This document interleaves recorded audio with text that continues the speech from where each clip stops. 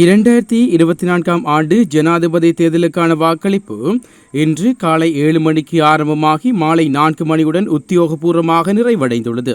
இதேவேளை இந்த ஆண்டு ஜனாதிபதி தேர்தலில் வன்முறை சம்பவங்கள் எதுவும் இடம்பெறவில்லை எனவும் தெரிவிக்கப்பட்டுள்ளது. மேலும் இன்று மாலை 4 மணியுடன் முடிவடைந்த வாக்குகளை எண்ணும் மையங்களுக்கு கொண்டு செல்ல அனைத்து ஏற்பாடுகளும் தயார் நிலையில் உள்ளமையும் குறிப்பிடத்தக்கது. அதன்படி வன்னியில் 65%, ஹம்பகாவில் 80%, திகாமடுல்லாவில் 70%, கேகாலையில் 72%, நுவரெலியாவில் 80%, இரத்தினபுரியில் 74%, அம்பாறையில் 70%, வவுனியாவில் 72%, கொழும்பில் 75%, கண்டியில் 76%, மட்டக்களப்பில் 64%, குருநாகலில் 70%, முனராகலையில் 77%, பதுளையில் 73%, புத்தளத்தில் 78%, திருகோணமலையில் 63.9% வாக்குகள் பதிவாகியுள்ளது.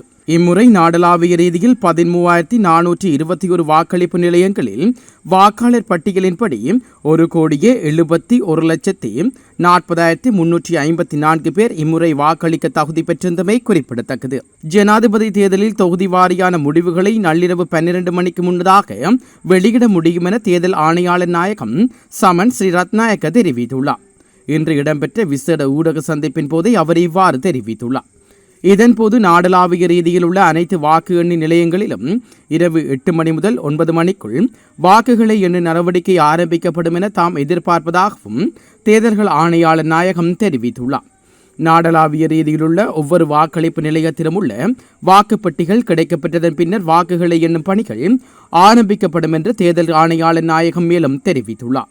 ஜனாதிபதி தேர்தலில் நுவரெலியா மாவட்டத்தில் வாக்களிப்பு மாலை 4 மணிக்கு வரை சுமூகமாக இடம்பெற்றதாகவும் 80% வாக்குகள் அளிக்கப்பட்டதாகவும் நுவரெலியா மாவட்ட செயலாளரும் தேர்தல் தெருவாராய்ச்சி அதிகாரியுமான நந்தன கலப்பட தெரிவித்துள்ளார். தேர்தல் வாக்களிப்புகள் எவ்விதமான அசம்பாவங்களுமின்றி மிகவும் அமைதியான முறையில் நடைபெற்றதாக சுட்டிக்காட்டியதோடு போலீசார் தமது கடமைகளுக்குரிய முறையில் மேற்கொண்டார்கள் எனவும் அதிகாரிகள் தமது கடமைகளை சிறப்பான முறையில் முடிவுக்கு கொண்டு வந்தார்கள் எனவும் அவர்கள் மேலும் தெரிவித்தார்.